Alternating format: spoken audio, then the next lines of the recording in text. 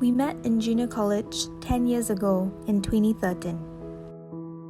When I first met Caleb in class, I thought he was aloof and intimidatingly pensive. Suffice to say, we didn't hit off immediately. He remained as just a classmate for my first year at JC. When I first met Bei Ying, I thought she was this short, spunky girl who liked her freedom because she would swap her skirt for shorts once classes ended. At the start of our second year, we had a school event and Caleb broke his glasses. We were supposed to catch a movie with a few classmates, so we ran around the mall to borrow tape and fix his glasses. I ended up getting to know him better, and I got to see the quirky, easygoing, and somewhat clumsy person beneath that cool exterior. We enjoyed joking and talking to each other about life and homework, and I saw Bei Ying as someone with a lot of ideals and zest for life, but who was also stressed out about her studies. Our friendship blossomed and we became good friends. After JC, in 2015, I went to serve my national service, while Bei Ying started her first year of university at NUS. Our schedules didn't really permit us to meet up, so we texted a lot about things I was learning in university, the people we met in the army, and everything in between. We met a few times over the year to have library days, where we would work and study in the library, then have lunch and dinner together at nearby hawker centres. My first end-of-year break came, and with more free time to spare, I found myself thinking more about our time together. I started spending more time on Google, asking questions like, how do you know if you really like someone? Top 10 signs that a person likes you. Many restless weeks later, I decided I will pluck up my courage to tell him about my feelings. I asked him out under the pretext of having something to pass to him, when I didn't. Unless you're referring to my heart. That evening, after catching the light show at Gardens by the Bay, I took a leap of faith and told him how I felt.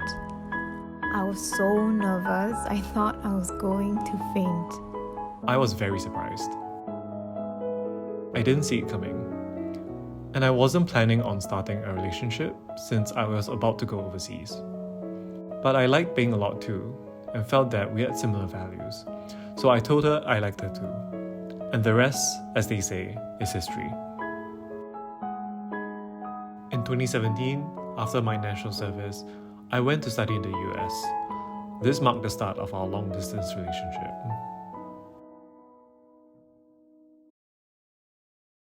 The 12-hour time zone difference was difficult. One of us would be heading out while the other was about to turn in. But as much as we could, we would call at least once a week to share what happened that week and watch shows together. We didn't see each other until nearly 1.5 years later in December 2018 when I visited him at his Cornell campus. This would be the first of many reunions over the years.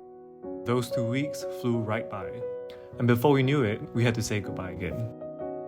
Fast forward 2 years later, in March 2020, COVID struck.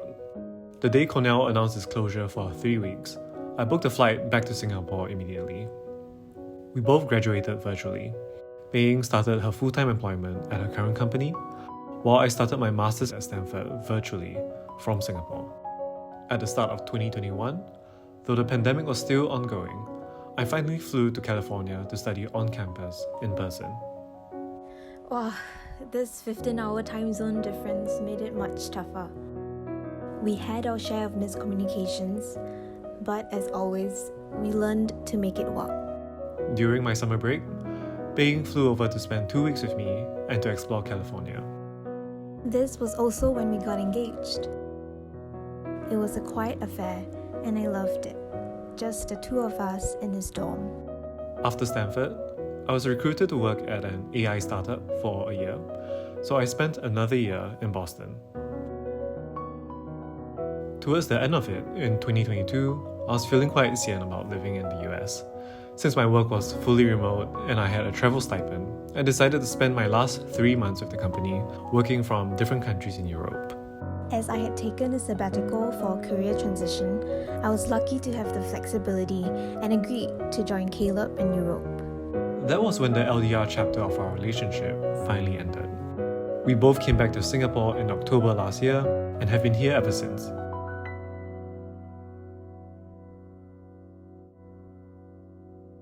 Our long-distance relationship lasted through university and our first jobs, through early adulthood uncertainties and the challenges of maintaining emotional closeness while being physically apart. It was a period marked by late-night phone calls, celebrations and disappointments, tears and laughter, exchanged through screens and speakers, and occasional visits to various parts of the world that felt like stolen moments of togetherness. It wasn't always easy, but it gave us a unique perspective on love and commitment. In the time apart, we got to grow on our own as individuals and as a couple, and it's built a firm foundation for us to continue building our lives together now that we are home.